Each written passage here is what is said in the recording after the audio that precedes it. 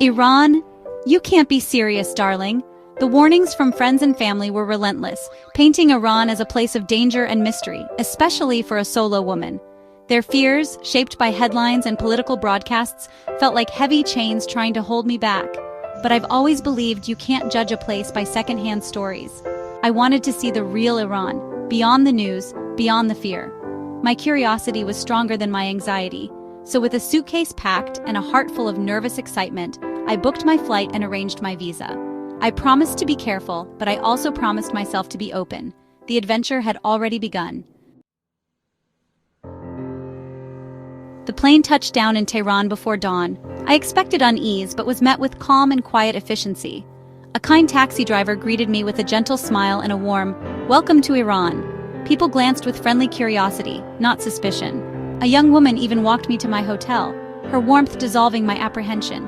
The city's sensory details, fresh bread, the hum of traffic, calls to prayer, felt peaceful and normal. The Iran I'd been warned about was just an idea. The real Iran was full of kindness. My journey had just started, but already the country was showing me its true, welcoming face. I felt relief and growing excitement for what lay ahead. Tehran is a city of contrasts, modern life pulsing against a backdrop of rich history. The Grand Bazaar was a sensory adventure, spices, carpets, and the hum of daily life. Artisans hammered copper, jewelers displayed intricate gold, and families shopped together. Amidst the ancient, young Iranians checked their smartphones, a blend of old and new.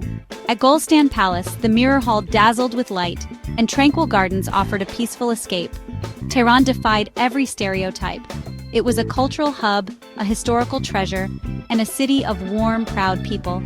Each day revealed new layers to admire. The capital set a high bar for the rest of my journey.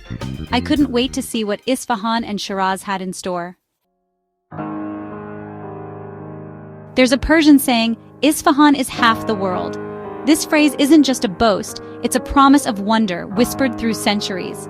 The city's beauty is legendary, woven into the very fabric of Persian culture and history. Standing in Naksh-e-Jahan Square, I understood why.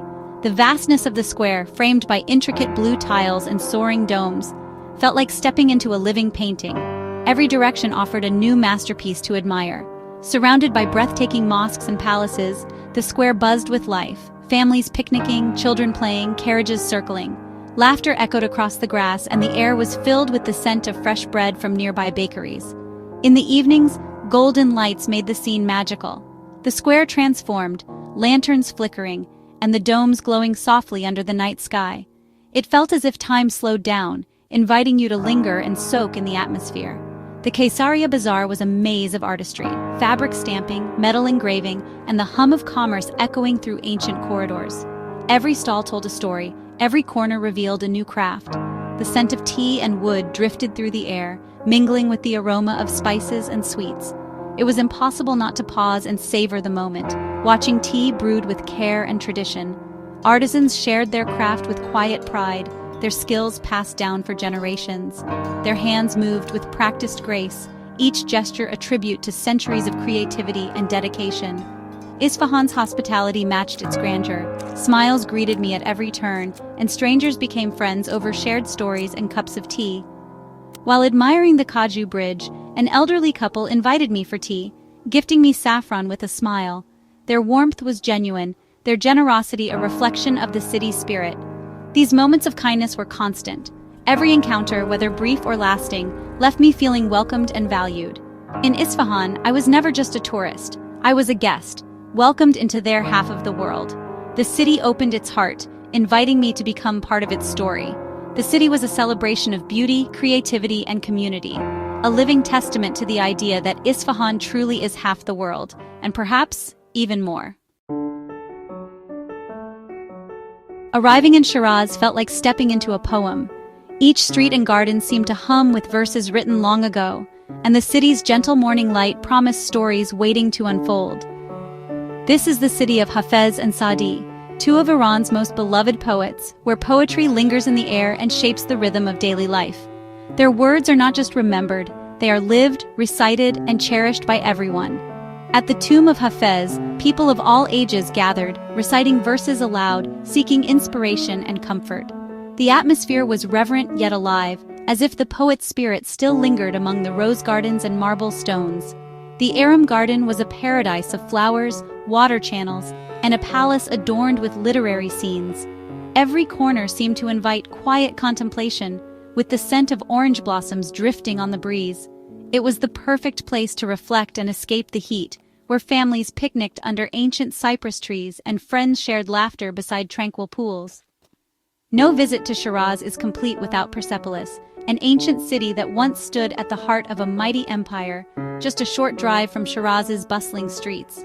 The ruins of Persepolis are immense and awe-inspiring, with towering columns and intricate carvings that tell stories of kings, ceremonies, and civilizations long past.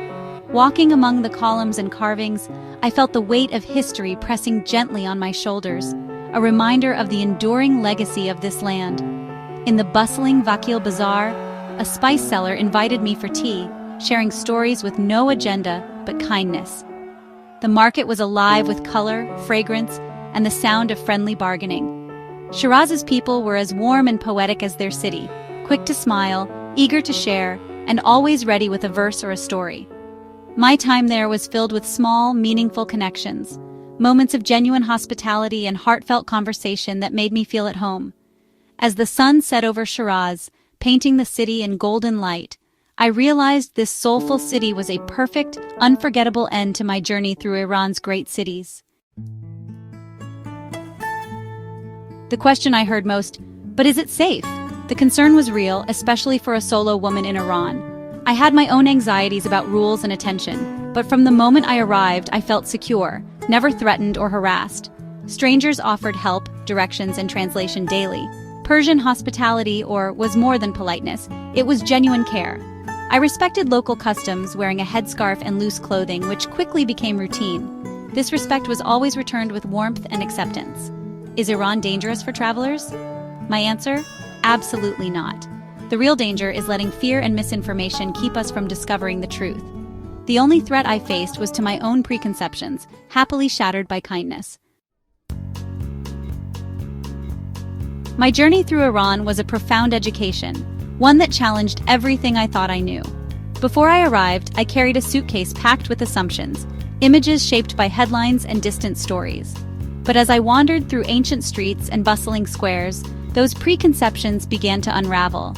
The black and white image I'd been given transformed into a vibrant, living masterpiece, painted with the colors of daily life, laughter echoing through bazaars, the aroma of saffron and fresh bread, and the hum of scooters weaving through the city.